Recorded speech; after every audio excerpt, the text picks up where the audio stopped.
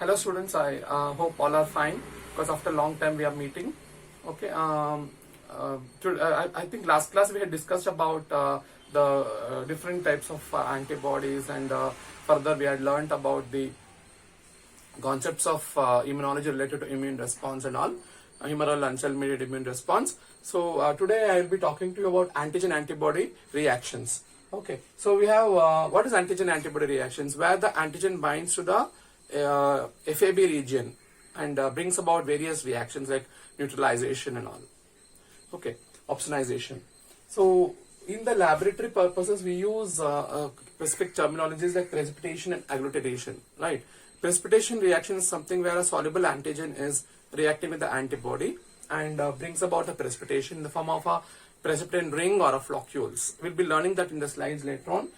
Agglutination reaction is where the antigen is insoluble. Okay, it's insoluble antigens binding with the antibody, and it's a visible clumps which we observe.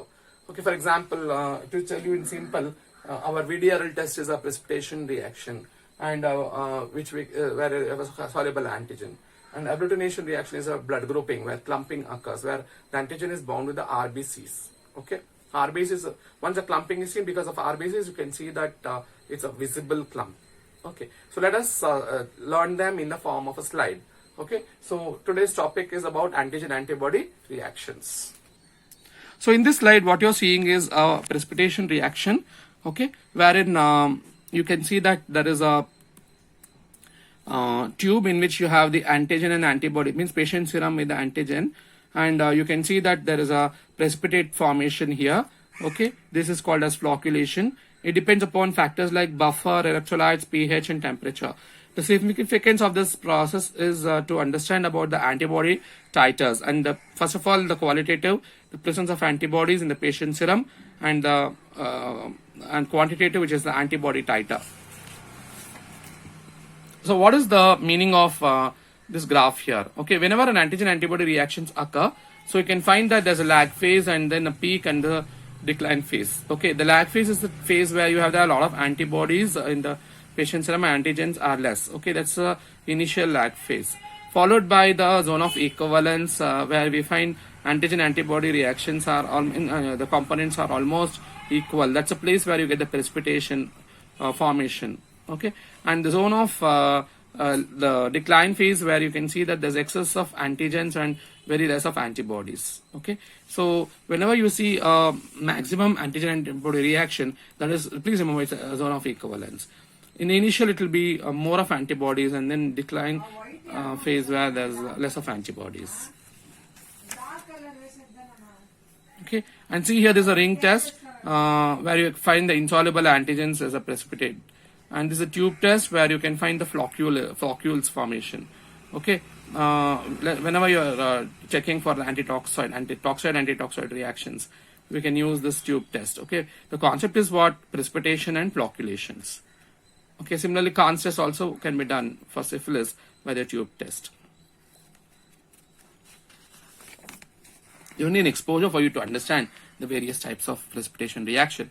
There can be a question on what is the precipitation, explain the different types of precipitations. Okay, this is a slide test where you can see that there's a VDRL test for syphilis. Okay, and there are 3 circles here, first, second, and third. The first circle is the positive control, where you have the test already in the kit. You will be getting the positive sample, the serum of positive sample. Put 1 drop of the positive sample serum and the cardiolipin antigen. Here, similarly, negative control, we'll have the serum which is lacking the antibodies. Okay, negative sample along with the cardiolipin antigen. And the third circle is a test sample where you have the patient serum with the cardiolipin antigen. Okay, so cardiolipin antigen is nothing but the antigen which is carbon tagged with the cardiolipin extracted from the muscles. Okay, from the heart muscles.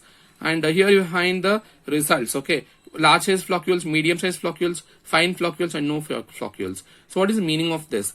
The size matters a lot. So the size grading is very important. Large sized floccules will be seen, that means it is highly positive. Okay, and no floccules, you can understand these are medium, but these all are positive only, but floccule size might be different. This is also helping us to understand the antibody titers. If it is, exactly you cannot say the titer values here. You can only see the extent of the infection. Okay. This is also a precipitation reaction. One can also follow a immunodiffusion, agar gel diffusion for this technique, where you can use the agarose gel, and then the antibody. What you can do is we can add the antibodies in the agarose gel itself. I'll be telling you the techniques anyway. And you get a line of precipitation. So already you have a agarose gel in which the antibody is present. Okay, take an example here. Agarose gel with the antibody present. An antigen is loaded in the wells. Okay, so there's a line of precipitation. This is, whatever you're seeing here is a line of precipitation. I'll explain this back to you. Line of precipitation. Okay, so we can understand immunodiffusions always include agarose gel with the patient serum and the antigens in the wells. Please remember this terminology. They can be doing a qualitative test and a quantitative test. Okay, qualitative test means to find out what is the type of antigen, what is the type of infection. Quantitative means what is the antibody titer, level of antibodies present in the patient. Okay, so let's take few examples to understand this. One of them is called the radial diffusion. Okay, the radial diffusion, what you observe here is the I will classify it as qualitative and quantitative to understand. So here what do you see? There's an agarose gel. There are 4 ring wells in which you have added the different types of antigens. I've called it as 1, 2, 3, 4. Different antigens are loaded in different wells, and I got the result for the third one. So that means I am saying that the third one is the antigen, the bacteria which has actually caused the infection in the patient. After picking that, I would go for a quantitative. In the quantitative, what do you see? You take the patient serum again, whereas you in this wells what you're going to load is the different concentrations of the antigens. 1:10, 1:20, 1:40, 1:80, 1:160, like that. So what happens is, to understand here, the antigen concentrations keeps reducing. Okay, that is why the ring is also taking a different diameter. So here the concentration is very high, so the ring is obtained very fast. Okay, whereas in 1:20 the time taken is more, so the rings are quite wider. Okay, so it has taken more time to get the zone of equivalence. So just to tell you that the outer ring is a zone of equivalence. This is the lag phase. Okay, let's understand like that. That's the measurement of the ring is done to understand about graphical representation. So this is called octonion double diffusion. So in octonion double diffusion, what you see here is you observe that there is again the qualitative and the quantitative. In the qualitative, what do you do here? This is actually a template available. There's a glass slide like this. Practically, I think you would have done it. There's a glass slide. On this, you pour the agarose gel for 1 centimeters like that, and then you have wells created in this. And here you will not add the patient serum in the gel. Okay, so in the center you will add the patient serum, which will have the antibodies, and the various wells are there. You are loading different types of antigens in different wells. It's a qualitative, very similar to that. But here you'll get a line of precipitation. There you got a ring of precipitation. Here you get a line of precipitation. Okay. So for example, here I got the same antigen 1, 2, 3. For the third one, I got a line of precipitation. That means that is the infection. Let's take an example to follow that here. So antigen 1 is E. coli, antigen 2 is Shigella, antigen 3 is Salmonella. So what is the infection in this person, in this patient? It's going to be flagella, means it's going to be Salmonella, where you use a flagellar antigen of Salmonella. I can use flagellar antigen for all, let's say. Okay, it will be different for each organism, right? So Salmonella is the infection what this individual has. Okay.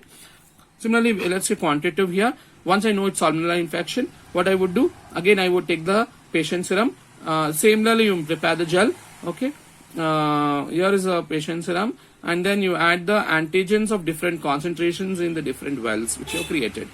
Okay, each well will have a different concentration of the antigen. 1:10, 1:20, 40, 80, 1:160, 1:320. So what do you see here? Line of precipitation has occurred in all till the 1:80. So what is the result here? So you can get the antigen is diluted, at a particular antibody titer, you got 1:80 as the antibody titer. Means you have line of precipitation in all, because they are all anyway going to be there in high concentration. As it's getting diluted, we should see whether the really antigen antibody equivalence will happen.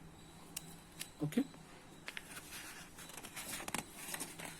Okay, similarly, we can study the precipitation reactions by immunoelectrophoresis. In the immunoelectrophoresis, again, I would say that we are using the antigen-antibody reaction in the same way, where here also you are going to take the agarose gel with the patient serum. So you prepare an agarose gel in which the patient serum is loaded, and you can see wells are created just like your agarose DNA electrophoresis you do know, same way. This is called immunoelectrophoresis, where you're going to create wells. So where are the wells here? These are the wells, okay? And you're going to run this with power, okay? Positive and negative electrodes are connected, and then we run it with power. That's why it's called immunoelectrophoresis. You're loading the antigens of different types. I'm talking about qualitative, right? So different antigens are loaded, and then you give power. Then what happens is, due to the power, the electric current, these antigens start moving, okay? And you would get, whichever is positive, you get a rocket. I can call this a rocket immunoelectrophoresis.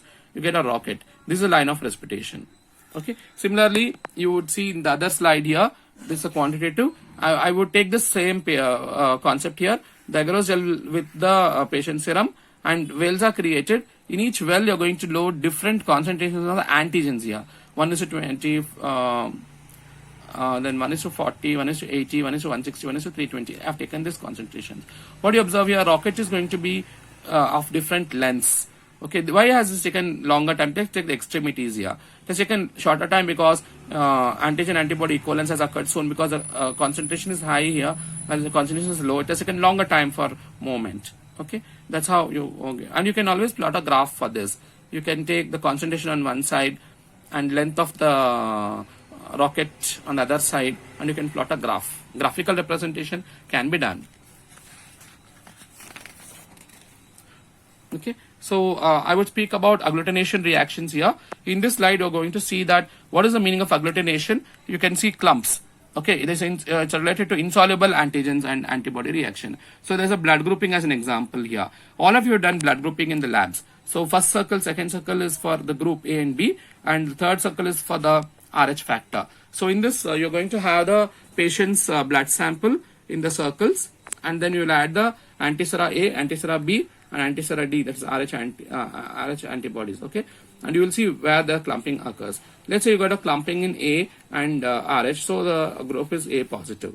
I'll not go into details of the principle here, because I'm just talking about the reactions of clumping. What is clumping? Okay, I've just told you what we should follow. 1 drop of blood is taken, antiseras are added, mixed, okay? And you would see a reaction like this, light agglutination is called as, okay? So you can see that there is RBCs here, the antigen is here, antibodies have bound. That's why, because RBCs are quite attached with the antigen, you can see it as a clump. Whatever clump you see here is equivalent to this. But remember that the antibodies have to cross the zeta potential of the RBCs. Actually, there's a zeta potential, negative potential in the RBCs here. The antibody should react with this, means it should cross the zeta potential. The principle. Okay. I can call this as a bacterial agglutination or a Widal test, where again you would take the two slides here. One is qualitative, one is quantitative. In qualitative, you can see that the different circles, circle for O antigen, H antigen. What is O? Cellular antigen, H is flagellar antigen. These two circles are for Salmonella typhimurium. The other two circles is for Salmonella paratyphi A and paratyphi B. Okay, one is positive control and another is negative control. So what you observe here is one should understand that you should add the patient serum in the 4 circles. Okay, this is a qualitative. First, what do you remember? Understand, we add the patient serum in all the 4 circles and add antigen O here, antigen H here, antigen AH here, antigen BH here. And these are controls, positive control and negative control. As I told you in VDRL, we have the controls, we should follow that. And see, rotate the slide. And rotate the slide, you can see that rocking is done. Within few seconds, you can see that there's a clumping. Positive control shows clumping, it should show. And we should compare it with the O and H, or O with AH, O with BH, like that. O is anyway going to be cellular antigen, it should be present. Either you should get O and H, or you should get O with AH, or we should get O with BH. Okay. So based on that, we'll decide whether it's paratyphi A or paratyphi B, like that. Okay. This is quantitative. In quantitative, again, you have the same circles. So once you detect what is the antigen positive here, let's say I've taken H antigen for the quantitative. I would take the patient serum in all these circles here. Okay, 1, 2, 3, 4, 5, 6 circles. And add the diluted antigens. Antigens are diluted. H antigen is diluted, let's say. Because you got positive here, you taken H antigen, Salmonella typhi H antigen, and added one drop of each. 1:20, one drop, like that. 1:40, 1:80, 1:160, 1:320, 1:640. So different dilutions, one drop of different dilutions are added, and then you mix them. Okay, so once you mix them, you can get an agglutination up to which you should get agglutination. Let's say in this example, I've got agglutination up to 160. That means what? The antibody titer for this infection is 1:160. So we have for viral test for typhoid and all, when we check it, 1:80 is said to be significant for typhoid. 1:160 is said to be positive for typhoid. Okay, that means in this reaction you can get the antibody titers as well. Okay. What is tube agglutination? Same way we can do a tube agglutination, where you can check with the O antigens in the Felix tube and H antigen in the Dreyer's tube. Okay, O is for cell. Felix tubes are having a round bottom here, nature. Control will be negative with no any agglutination. What you should do is you should take the patient's serum and add the antigen O. One is control, one is test. Okay, control negative here at all, and control and negative is almost is similar, isn't it? So positive control, let me discuss here. Let's say patient serum is having the positive nature. Then what happens is you can get a compact deposit here. That means it is positive. I'm just trying to tell you how this tube test is done for typhoid, okay, or paratyphoid. Here you can see H antigen is the Dreyer's tube, in which again you have the control, which is of course plain, whereas the positive sample will have a cottony woolly nature, does not flow. So whenever you take the patient serum and add the H antigen, if it is positive, after incubation overnight, next day morning when you see, you can see that there's a woolly clump, cottony clump, where the serum will not flow. That's how you identified the tube test. Okay, so this is the Salmonella bacteria, which is having O antigen, and the H antigen, which is a flagellar antigen. Peritricus flagella. What is complement fixation test? We take the patient serum, test antigens, then complement, which is lyophilized guinea pig serum, and indicator is a sheep RBC. Let's understand what is going to happen here. You're going to add the patient serum, the test antigen, the complement, and the indicator, the sheep's RBC, in steps. So if it is a positive result, what's going to happen here is there is lack of hemolysis. See here, the complement is not free, it's bound with the antibody. So RBC binds with the antigen antibody reactions, and the complement is fixed. Whereas in this case, hemolysis has occurred, it is negative test. Don't get confused. Lack of hemolysis, positive test. Hemolysis, negative test. Here the antibody is absent, correct? Because it's negative test, antibody is absent. Complement is free, it's not bound like this in this case. The complement is free, that binds with the RBC and ruptures RBC. That's why you get the hemolysis. Okay, please remember that. Lack of antibody, free complement gives a negative test. Okay, here you have immunofluorescence methodology, immunofluorescence technique, where you have test antigen, patient serum, fluorescent dye, and fluorescence microscope. These all are required. Fluorescent dyes are actinium orange and aramine O. Okay, so here you can see that the antigen is taken, coated on the slide, and then you have the antibody which is incubated separately with fluorescent dye, and that is also added onto this and washed. Okay, if a positive result, antigen antibody with the fluorescent dye will be present. When you see this slide under the fluorescent microscope, you can see fluorescence. So what is the view here? The fluorescence is there, means it's positive. There's no fluorescence, negative. Why do you wash here? To avoid false positive results. When you wash, if the test is negative, this antibody is absent. Correct? That time when the antibody is absent, so you cannot get the fluorescence. That's why washing is required. That is a unwanted, unbound antibodies might remain on the slide. Okay. What is ELISA? ELISA test is done to is an enzyme-linked immunosorbent assay done for diagnosis of various diseases.